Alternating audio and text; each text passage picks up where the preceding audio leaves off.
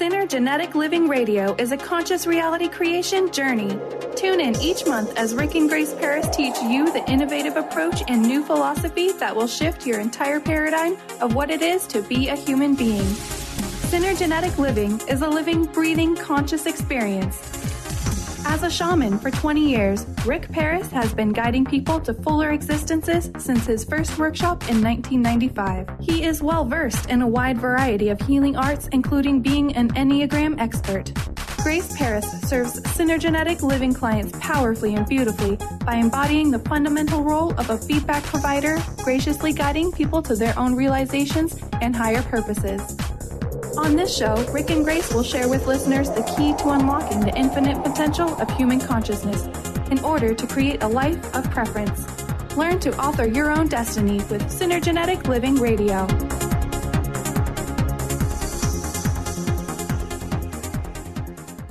Hey, everybody. I want to welcome you to Synergenetic Living Radio. And you know what? It is a big word. It's a big phrase. I have been working with Rick and Grace now so that all of you can experience what I've got to experience personally with them. You know, many of you may be thinking, what is it that I should be knowing about my life? And why am I keep getting stuck in the same old places I keep getting stuck in? Well, if you know anything about Rick, which you're going to find out in a minute, and a little bit about Grace, and then a lot about Grace, and then a little about Rick, you're going to understand there's a synergy to who they are and what they do. They are the founders. They are the people that created Synergenetic Living. But more than that, they know what it's like to help people move beyond whatever it is that they feel is in front of or blocking or stuck, or all the words we use in our language to represent reasons why we are just plain unhappy with our lives. Fasten your seatbelts. You're going to be hearing a lot about Rick, a lot about Grace, and mostly about you. Hey, guys, it's great to have you here. I'm excited about this today. Us too.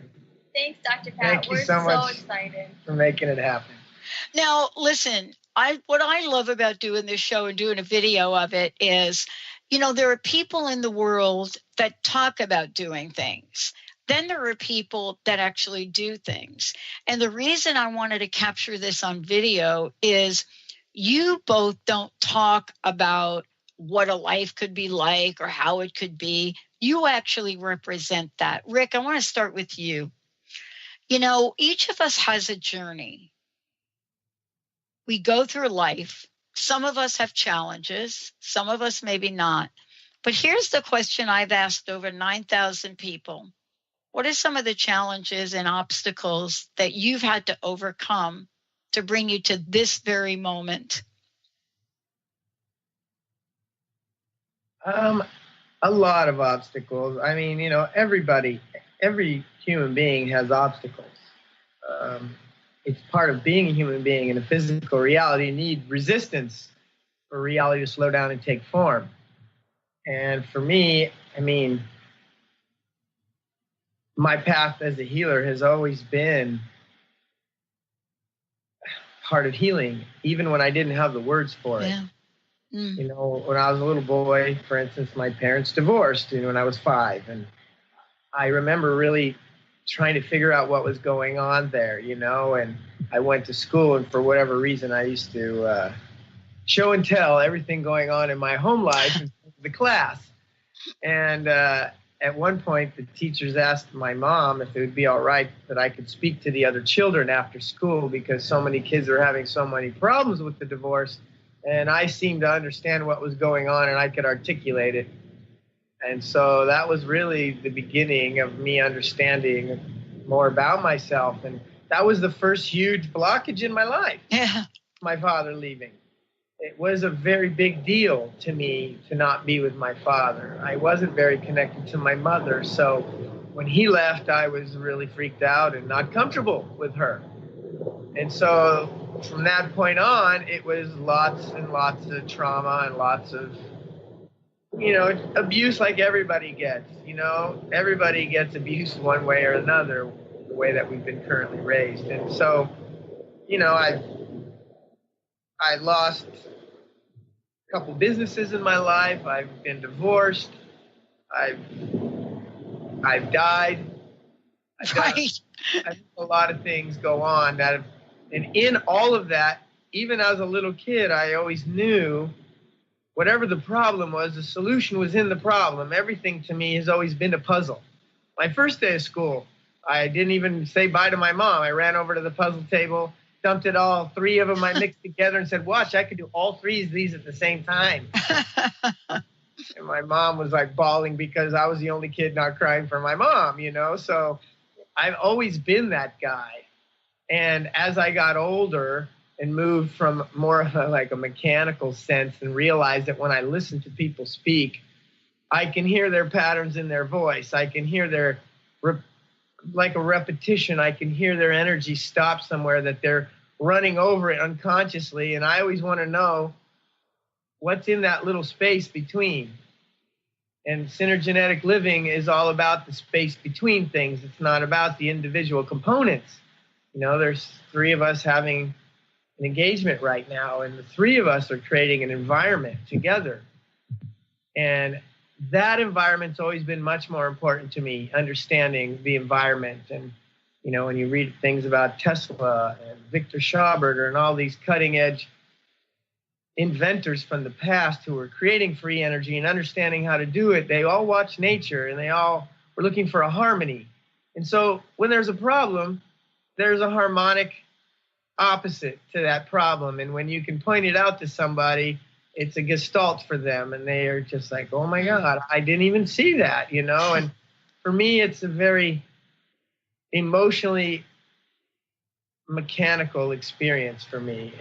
I'm feeling my emotions, feeling them inside of myself, and trying to be the best mirror. And at the same time, Grace is with me, and she's helping me be another mirror to check myself as I check other people.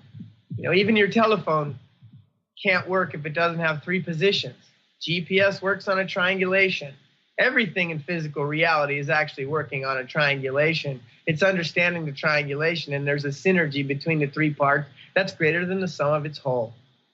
And so this is a way to look at life. This is a philosophy. It's a different way to look at things. And I know I got way off the question, and I do. No, you didn't. You absolutely didn't get off didn't get off, because, part of what I love about this is we all get to demonstrate what synergenetic living is by actually demonstrating that in order for us to really be, we actually have to really be, meaning we're being in the moment, we're addressing the energy of the moment, addressing the question of the moment, but also not being boxed in by the moment.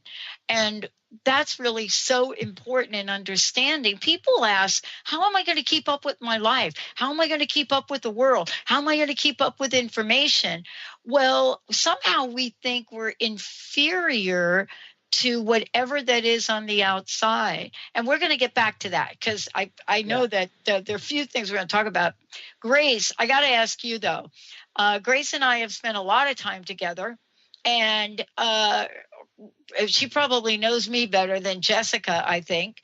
And at the same time, that process of getting to know people is so important.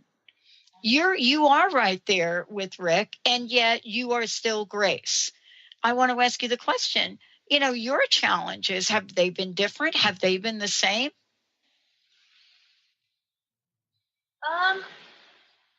The same for Rick, or just people in general? Because I feel like there's a lot I can relate to with Rick, you'll come to find out he was being groomed to be the preacher of his church. And I went through a similar experience of my mom bounced us from religion to religion. I really felt like fulfilled by different religions. And as a kid, I always wondered, I was like, why do we have to go to church, and what's the point of this? Because it really feels like it's all about guilt and shame, and it never really felt good. And I just never understood that. Why it didn't feel good. I just never. So. And it's part of the structure.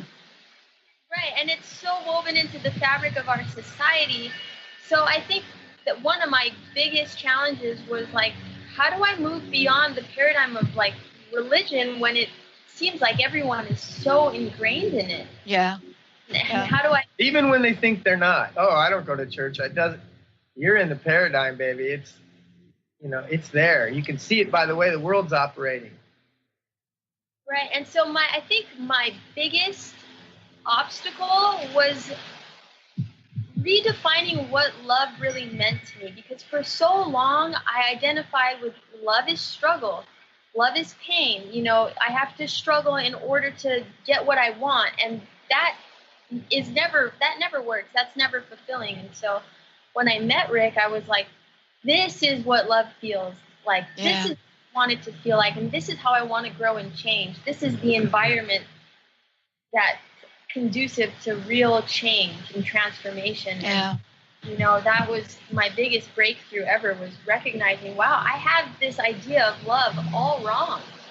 And it's what we're here for as human beings. We're having this human experience to really understand the many facets of what it is to love. Motherly love, fatherly love, brotherly, sisterly. I mean, there's so many dimensions to it.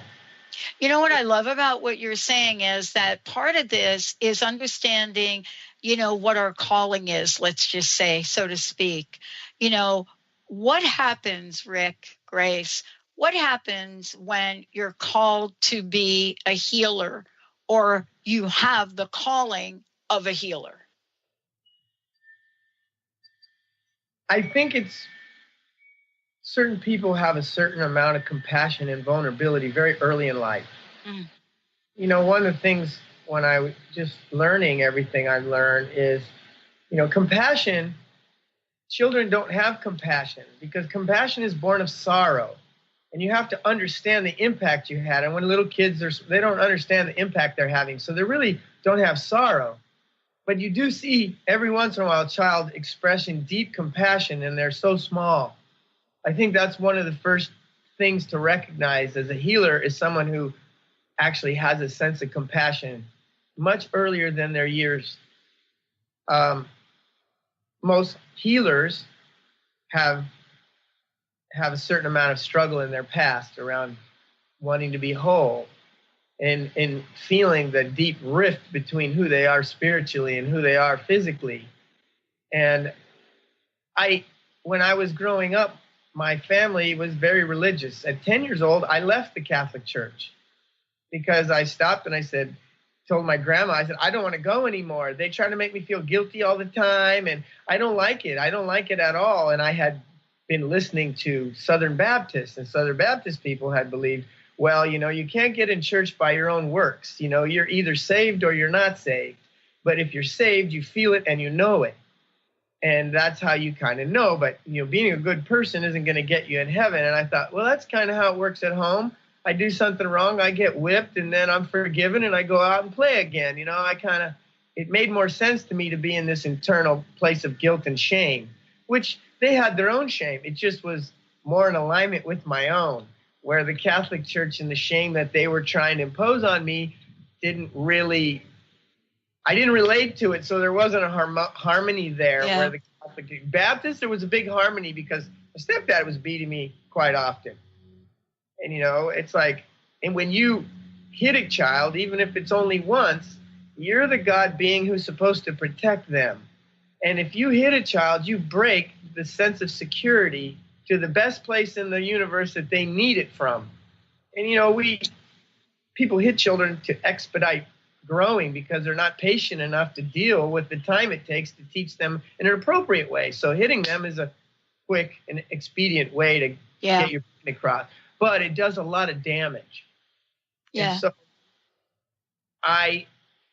and plus when I entered the Baptist religion, that was devil stuff. You're not supposed to talk to psychics. You're not supposed to talk to people who act weird like that. That's devil stuff. God doesn't like that, So I stayed away from it. Even though I knew something was going on with me. I knew that people always felt better around me. And it would stick out in places like at church we would go to like convalescent homes and do little plays and I was Joseph, or I was, a king or whatever in the plays. But after I would get out, all these older people would just surround me and be touching me and wanting to pick me up. And partially I was uncomfortable, but at the same time, I could see that they wanted to be next to me. I could see that they needed something and they were getting it without me doing much. And so there was always pieces in the back of my head. And it wasn't until much later, after I was excommunicated from the Southern Baptist Church because I was disagreeing with articles of faith. I was like, nobody's doing this. Why have this as an article? There's a lack of character here. If we're not really doing this, then we're not who we say we are. And if we're not who we say we are, how are we going to instill anything? And so I was like, let's just get rid of these articles. And of course, I was young at the time. They're like, you can't do that. And I was like, well, I don't know what to say, but I'm not going to obey these articles. And of course, I got a letter in the mail. And that really hurt me because I never felt close to my family, but I always felt close to the congregation and the people in the congregation. So that was the breaking point in me. I just felt really lost after that. And I knew that I couldn't go to any other religions. I saw the shame in all of them. I don't know of one, but just because I'll say nearly all the religions are based in shame. You are faulty. You are flawed. You're defective. You're worth less.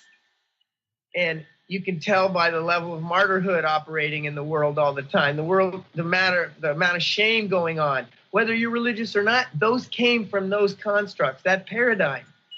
And so I started looking at everything. I started going to hypnosis. I started going to psychics. I started going to channels. I just wanted to know everything about what they told me wasn't right before. And I just started realizing after listening, I said, I think I'm a healer. I'm a healer. And then, and of course I had heard that from, there would be people walk up to me as a child and say, you're a healer. And my family would be like, get away from them. That's not good. Stay away. And so after I started opening up, a shaman, a Russian shaman woman too, came up to me and said, hey, you're a healer. Your aura and everything about you is a healer. And I was like, I'm not really into that. I mean, I learned all this stuff, but I'm not into touching people and hitting them on the forehead or whatever. I'm not into it. I don't want to touch anybody either. And she said, well, what if you knew that your healing had nothing to do with any of that? Wow. And I just got interested immediately. And she's the one that taught me that healing comes in the way that I speak and the way that people listen to me and how that comes out of me. And when I started learning that, I started recognizing how powerful it was for me to just understand where I was coming from in a way that led people. Like, I'm a natural inspiration. I'm a natural champion for love. I'm a natural champion for beauty. Many of my sessions go over because I'm so into what's going on. I just don't want to stop giving. And I feel so good in the process.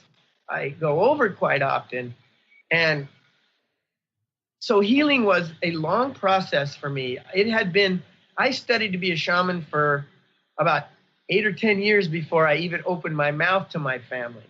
As a matter of fact, it wasn't until my grandfather, who was the only person I really connected with, was dying, and I decided to tell him everything on his deathbed about what I was doing, which ended up being one of the most profound moments in my life at that time. And I had told my grandfather everything I knew about what I more call metaphysics today, which it wasn't quite, I didn't really think of it that way. And he died. And let's push ahead 3 years. I told him, and I felt like, I told my grandfather everything while he was still kind of in and out. And I felt really good to share something with him because I told him, you don't need to do this in the next lifetime. I knew enough about physical reality creating. I knew enough about what was going on that I could share that.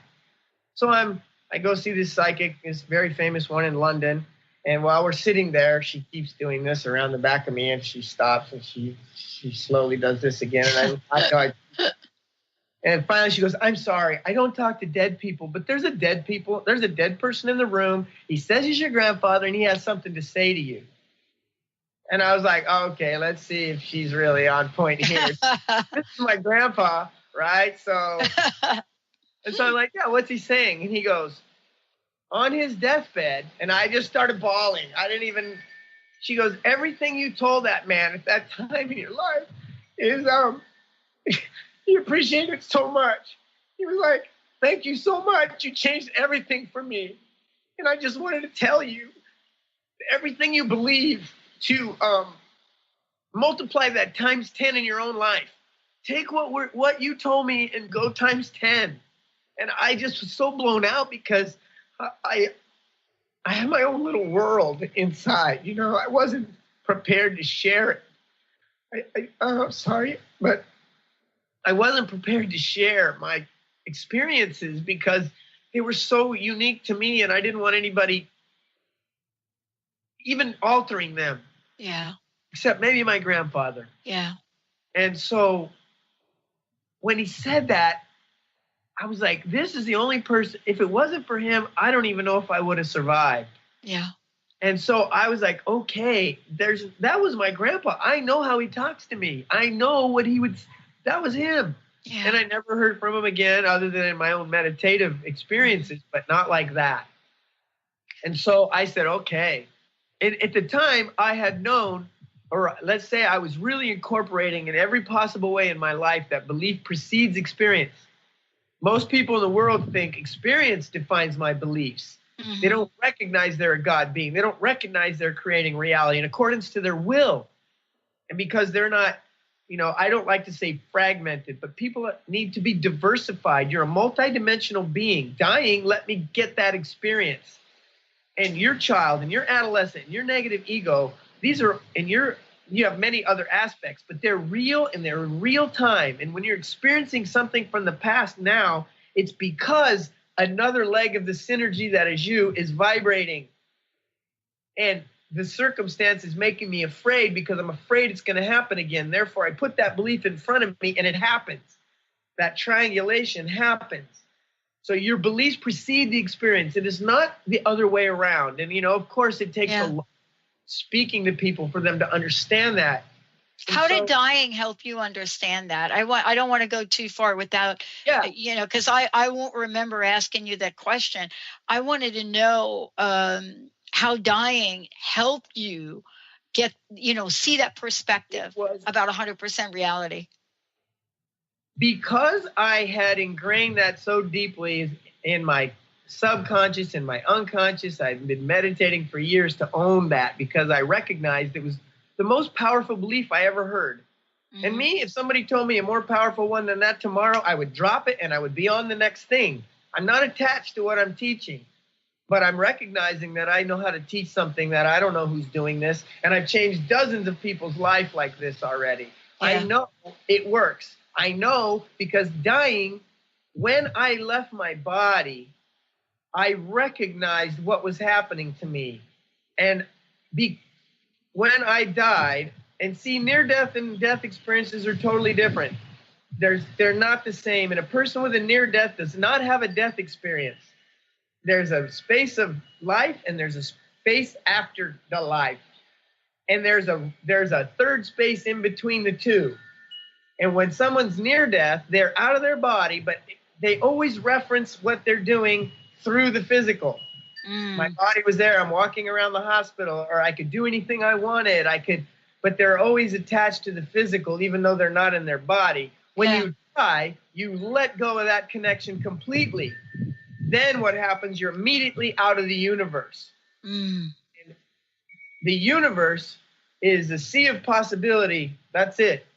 When you dip your consciousness in the universe, you and the universe mix in a synergetic expression, and all that is the combination between you and the gift of physical reality.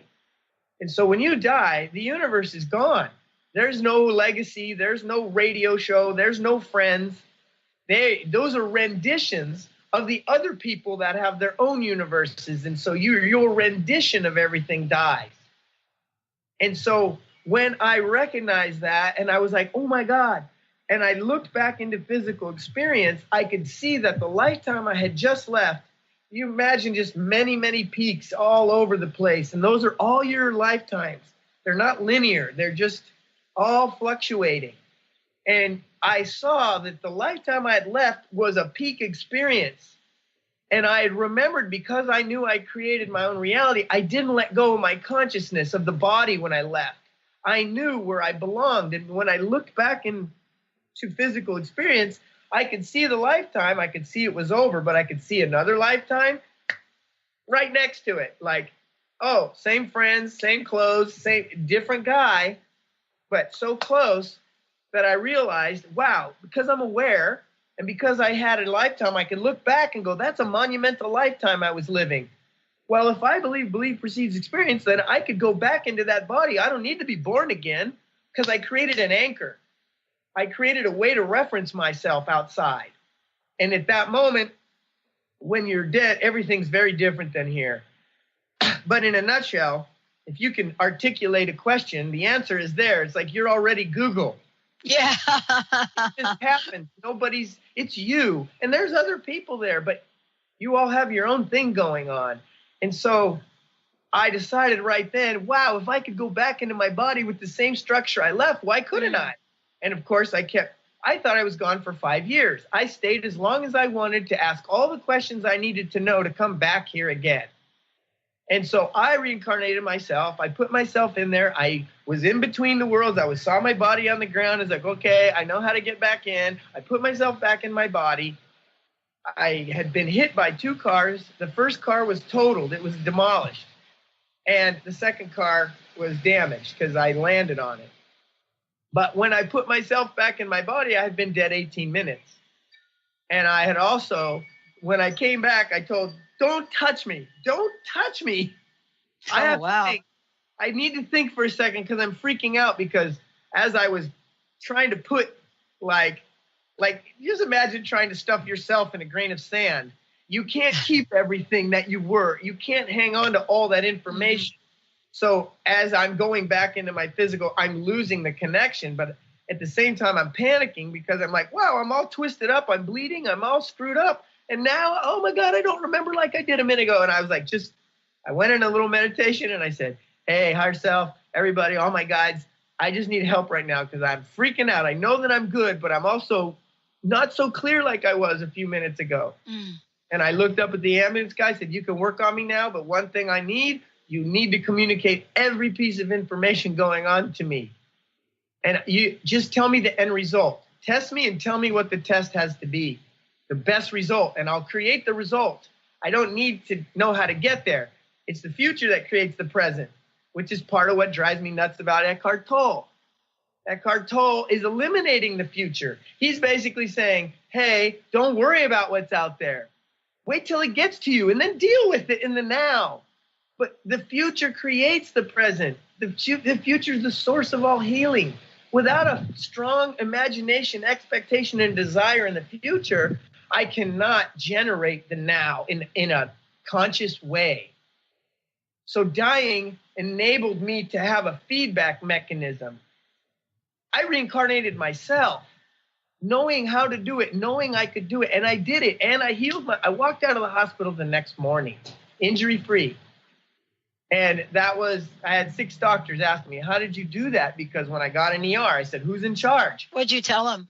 I said, who's in charge? I said, all I need you to do, if you put me in a machine, you tell me what the result needs to be, positive, net, whatever. You tell me the result, and when I come out, I'll make that result. I'll make sure that you are telling me that result. And the guy's like, I said, he goes, this needs to be negative. This needs to be positive. And so first time, they give me a brain scan because I was having seizures.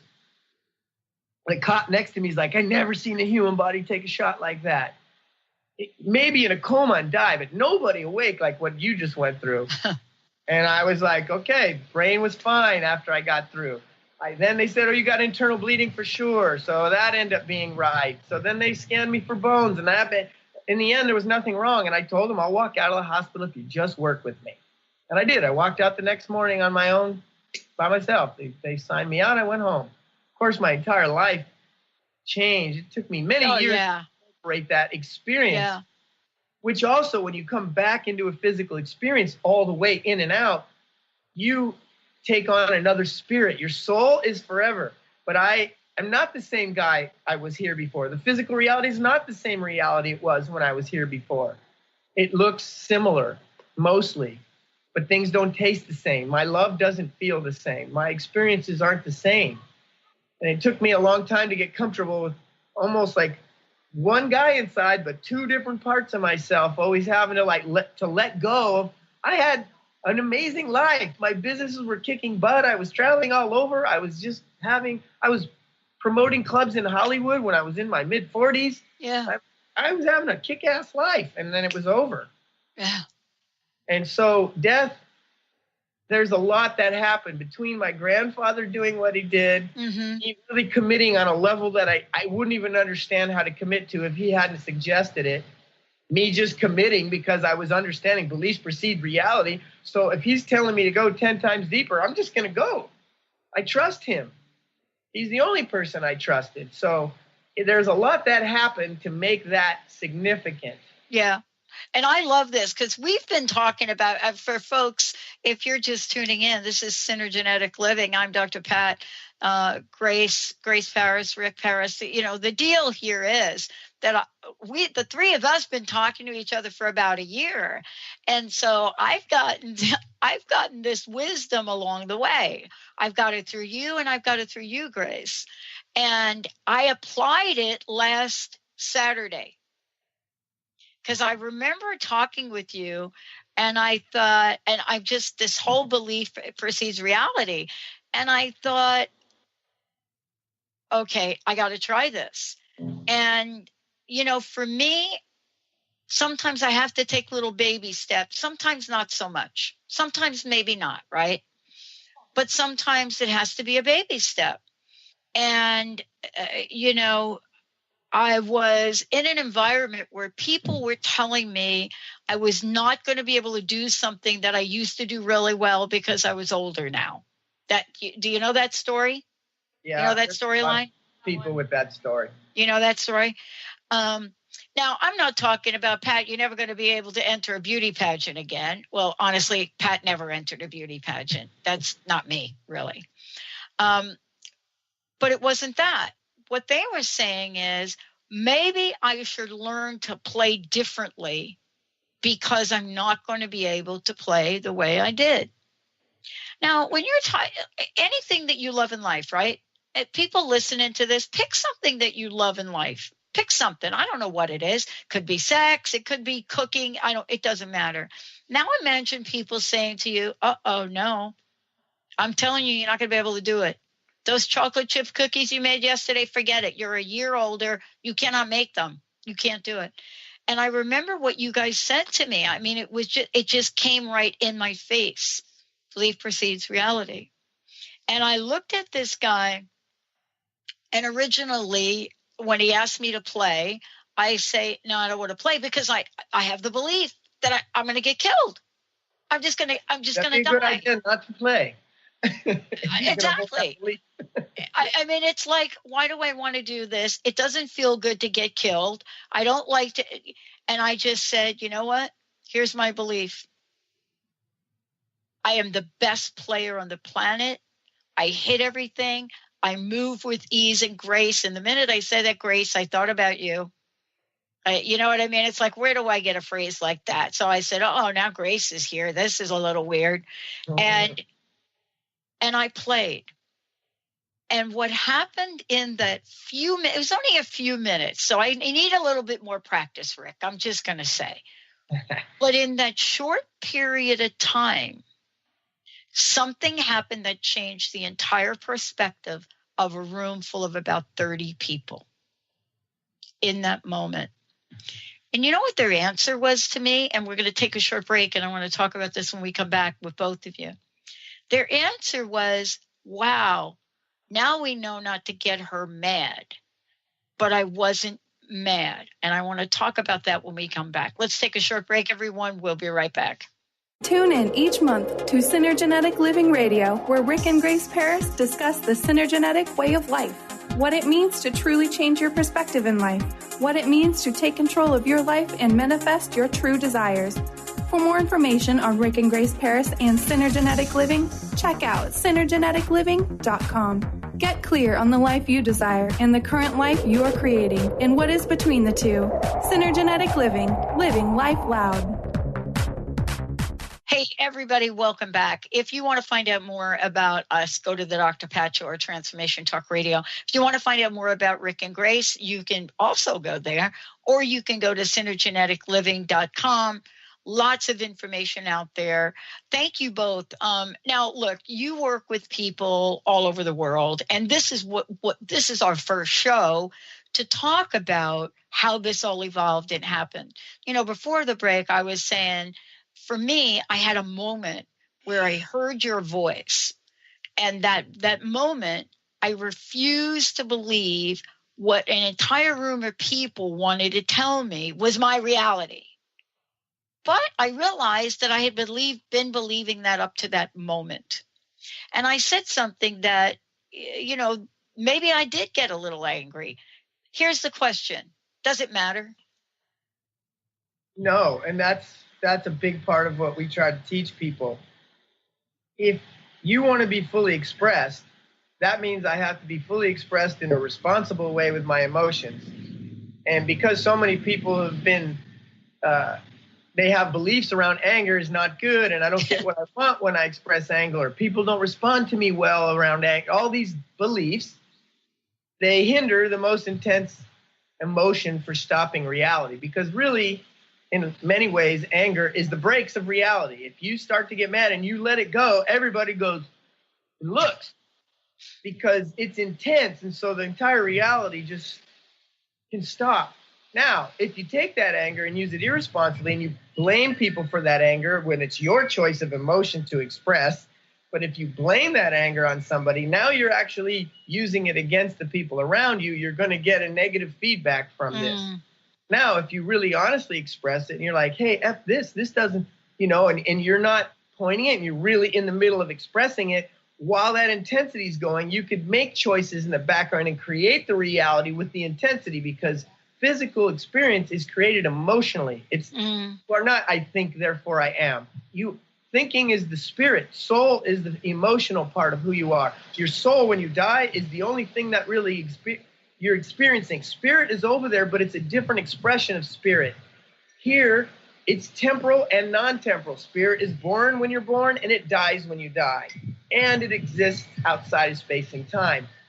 So when you are in those moments and you're trying to recognize it and you're feeling angry, what's really happening is the next emotion. I recognize that my belief, and I don't want that belief anymore because it's been hurting me. It's like if you imagine living eternally, you can't have all that. Well, I'm getting old, and that's why my elbow hurts, and that's why because I'm going to die soon. What if you were going to live forever? I better find out what's going on, because I don't want to stay with this from now on. And because form is following function, most healers out there understand when you unplug the function of why the body's reacting, the body goes back to harmony. Well, so does the reality when you understand how to unplug what's going on in reality. Reality goes, not only does it go back to harmony, it can go wherever you want it to go. So when you start learning to be present to your emotions and know that my choices are creating, if I feel resistance in the outside experience, it's because I have a limited belief that I'm hitting right now. Oh, totally. And so when I unplug it, that's gone. I don't have to go back and again next weekend because they're saying the same stuff to me. That's the pattern that I'm trying to release if it happens more than once. If anything happens to you twice in a row, you're living in the past. Yeah. Yeah. This idea of synergenetic living is, and this is what I love about this. I didn't get to meet one of you. I get to meet I met both of you, and you both represent the synergenetic process of two people coming together in ways that are indescribable, creating something that's bigger than either one of you, right? And Rick, you just describing this through life experiences. So in a way that I can relate it to something as simple as hitting a ball 100 miles an hour. And I'm not, it's a little table tennis. It's a ping pong ball if you really want to know. But the process is that for me, that's my joy juice. You see that? I work 70 plus hours a week.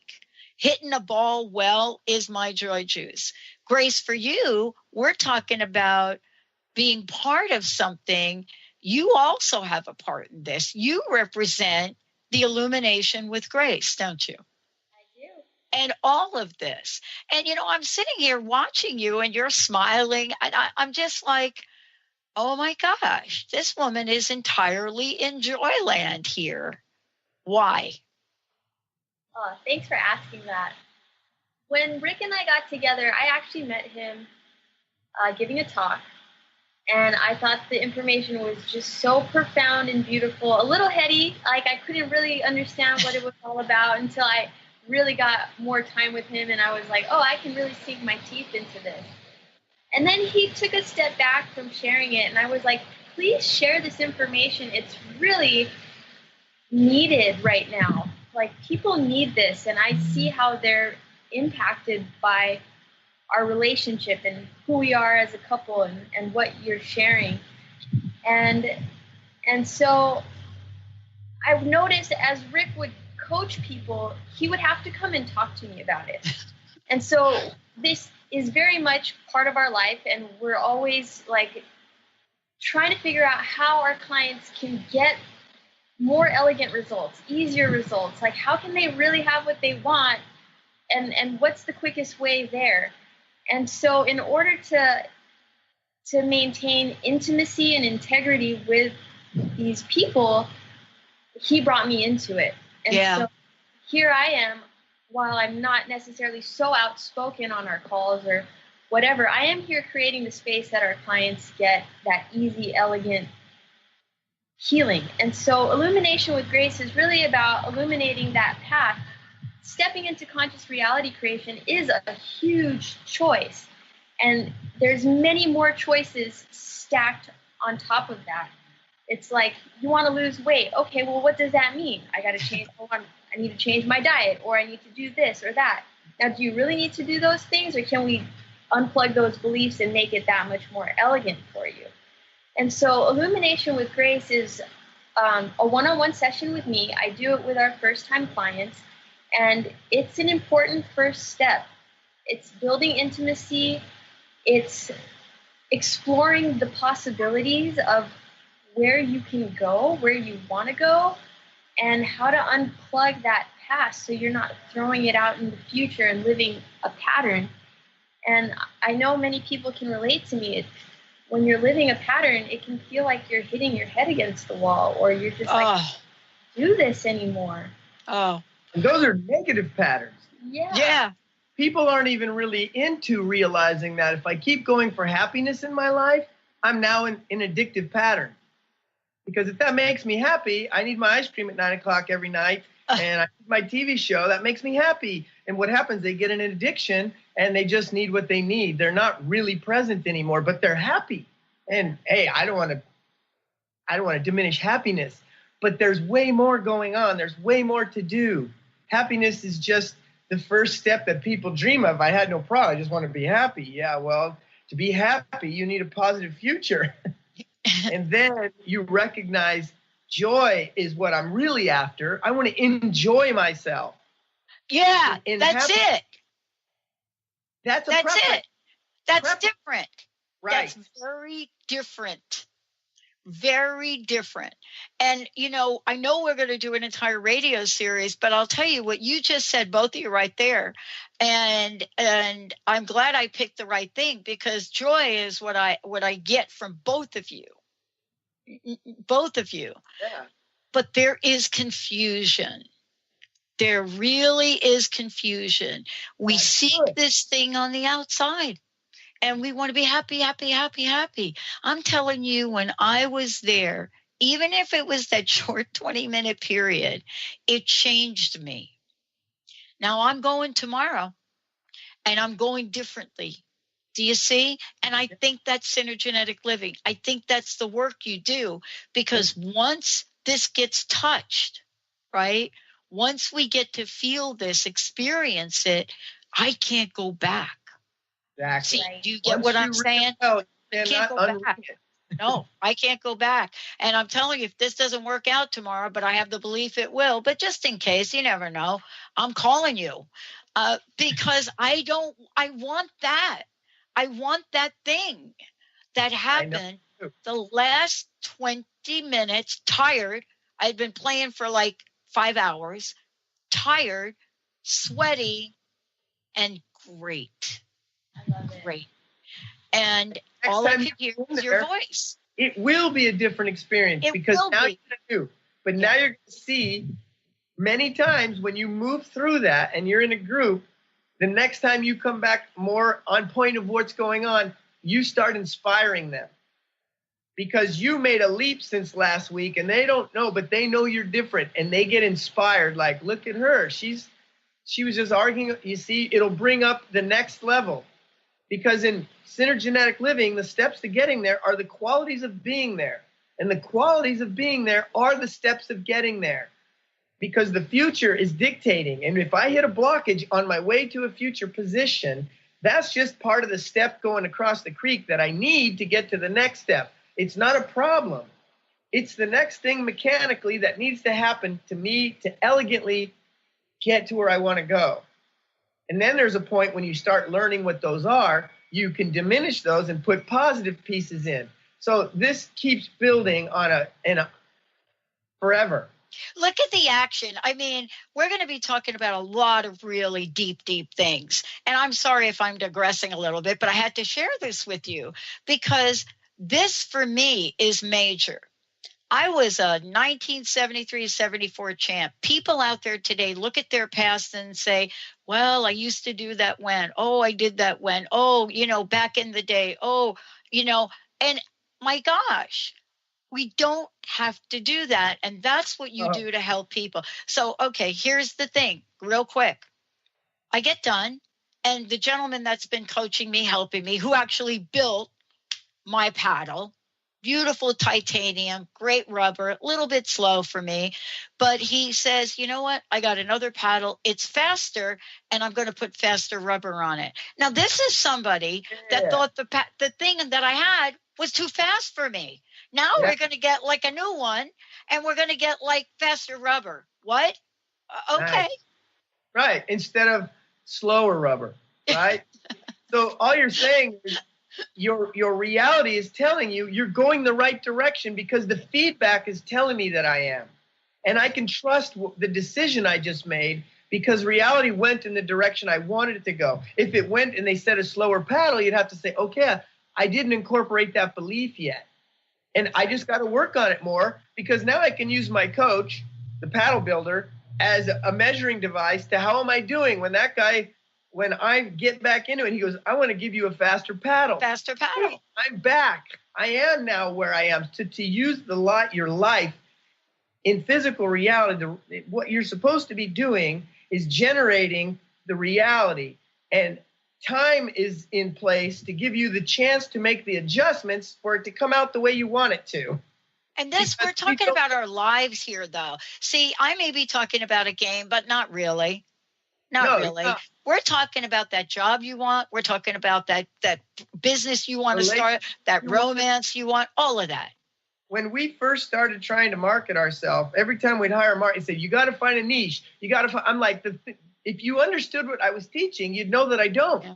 I didn't ask you that, did I? No, but people do all the time because I'm like, when your paradigm is bigger, there's an answer or at least a solution, a way to get an answer this way. And it works every time. And people go, oh, we're. It does. It does because I'm in alignment with the harmony of what's happening in the bigger picture. And I'm the third leg here. Again, that's why she's involved because I need to work through the stuff that I go right now. I need to go home and go, okay, how do I create a resonance ahead? How do I create a faster paddle? So next session, I'm already got the faster paddle for them. And so during the week, I'm working on my own beliefs because sometimes I'll hear, oh, they said something. I have that. Let me get rid of that limited belief. So the healing ends up healing me even faster because I'm actively engaged with the person. I'm solving the issues ahead of them. So I compel them. I don't propel people in healing. I compel them. Yeah. And that they get excited. They're doing the work. I give them all the tools to get there. They can heal at least the things that they understood in themselves in somebody else. There's thousands of things to heal, but the things they get through, they self-heal. I am just helping you heal yourself. So you have the tools the next time I get stopped. I have the way to define what's going on. I have the way to incorporate. I'm self-authored. And that's what I want. I want to teach people to be free of anything inhibiting you. I can find a way together. Between this stimulation, I totally trust it. I know. Yeah. I think we have an epidemic. I said this the other day. I said, this is my belief. I think we have a little epidemic. And I don't like using words like that, but here it is. The word stuck is listed in Google exponentially 15 times more today than it was 5 years ago. And why? Is it a story we like to tell ourselves?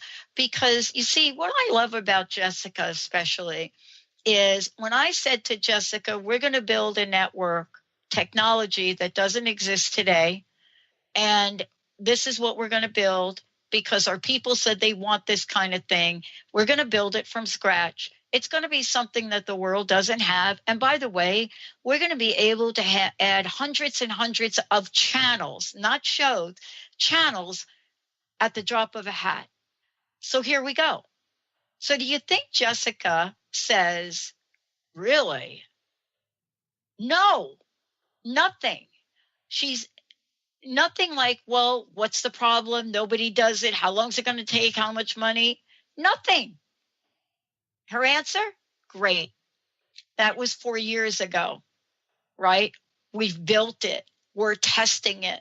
If you said to me, I want a network, not a show, like a whole network, like a big network, Jessica would say, great, 24 hours. And you would have a fully functioning network like Transformation Talk Radio for the exact reasons, Rick and Grace, you're talking about. You see, we're not unusual. We're not an anomaly. But what you're talking about gives freedom to people to not just dream, but to create. Isn't that what we're talking about? Creating. Yes. Creating a reality in accordance to your will. That's what you're here to do. Whether you know it, whether you agree, it doesn't matter to me. I'm here to share, take it, leave it, but the more that I understand how to do it, the more I create people that want to take it. Yeah. And it's opening up faster and faster. And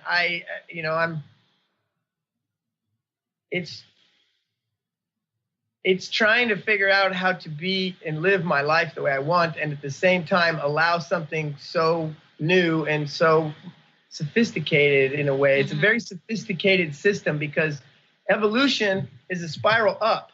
It creates its own energy as it goes, and it has to get more sophisticated. So evolution is a lifting in complexity. Simplicity is going to ruin you. Don't try to be all simple and find all these little simple, it's not going to work. We've already lifted. It's like you got to go from 2.0 to 3.0. You can't go back to 1.0 because you liked it better. It's got to be a lifting, but there's lots of things to learn. And I tell people reality creation is like a huge birthday cake. So exciting, so amazing, but you're not going to eat that thing in one day.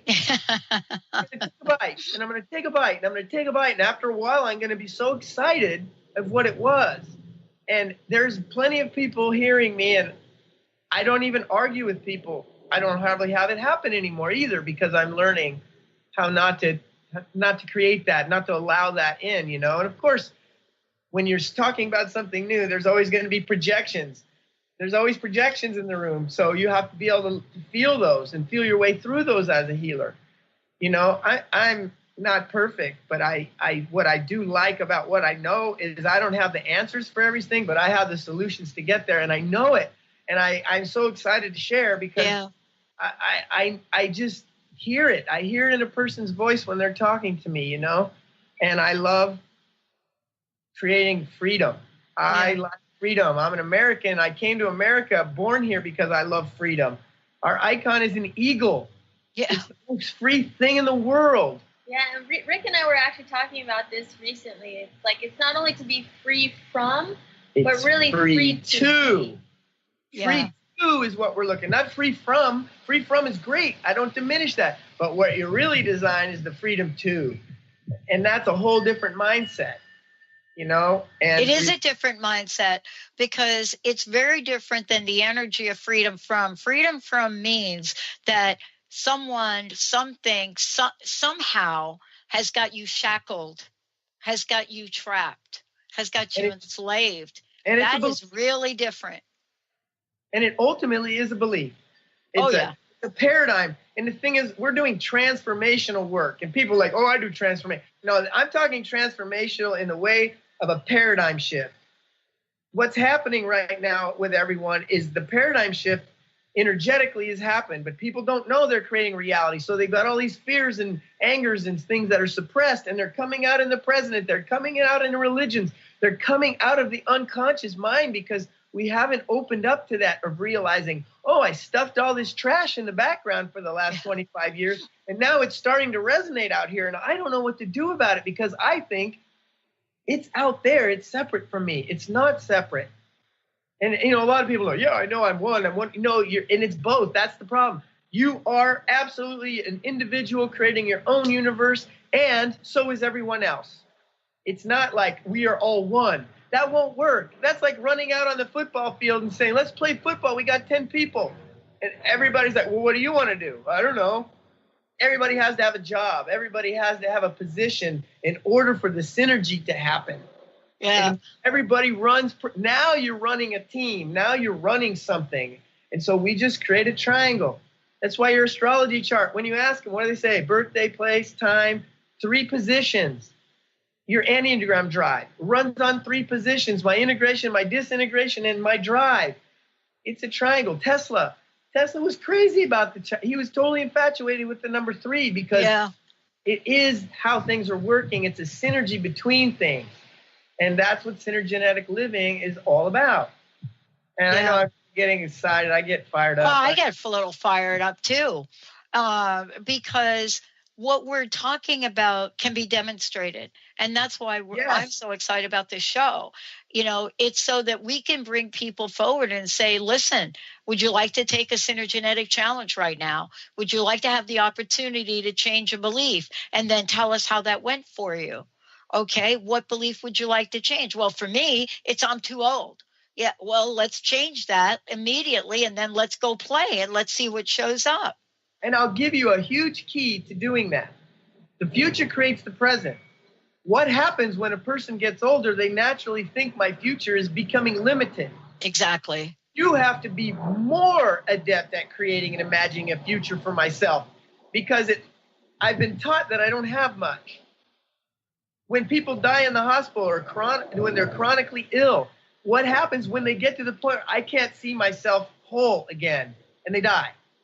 It's the future that creates because that's where the hope is.